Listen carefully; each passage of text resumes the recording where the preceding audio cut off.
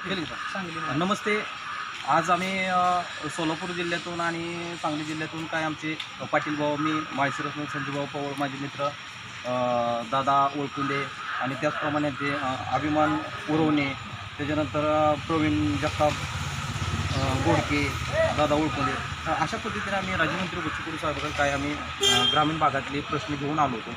त्यावेळेस आम्हाला भाऊंनी चांगल्यापणे प्रतिसाद देऊन आमच्या प्रश्नांचं पूर्णपणे विचार करून शिवसाहेबांना असतील किंवा सरपंच साहेबांना असतील ते फोन करून त्यांचं काय निवेदन आहे ते आम्ही भाऊंच्या हाती निवेदन दिले. आणि आमच्या भाऊंच्याकडे काय प्रश्न होते ते त्यांच्या तोंडाने तुम्ही ऐकू शकता की ग्रामीण भागामध्ये या अशा अपंग बांधवांना कशा पद्धतीने तिथं वागणूक दिली जाते.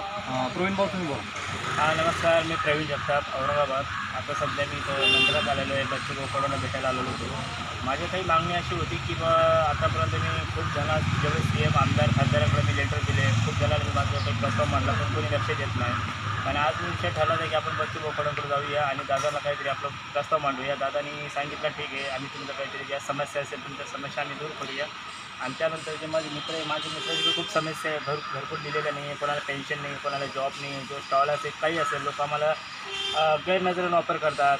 कारण की आमच्याकडून पण लक्ष देत नाही, तर आम्ही करायचं काय. त्यामुळे आम्ही विचार केला, चला मला आपण बच्चू भाऊकडे जाऊया. बच्चू भाऊकडून आलो, थोडं त्यांच्यासोबत प्रतिसाद दिला. त्यांनी आम्हाला खूप चांगल्यापैकी मार्गदर्शन दिलं आणि त्यानंतर आम्हाला यांचं पण खूप चांगल्यापैकी मार्गदर्शन मिळालं. संजय भाऊ पवारचं हे पण आम्हाला खूप याने सपोर्ट केला, खूप मार्गदर्शन केलं आणि पाटील साहेब. त्यानंतर हे आपले सांगलीचे, सोलापूरचे जे असेल हे सर्वजण आम्ही एकत्र येऊन भाऊंना भेटलो आणि खूप चांगल्यापैकी त्यांनी आम्हाला प्रतिसाद दिला. त्यांनी बोललं ठीक आहे, तुम्ही निवांत राहा, तुमच्या कामाला सुरुवात करू. त्याबद्दल आम्ही त्यांचं खूप खूप मनापासून आभार मानतो बच्चू भाऊकडून.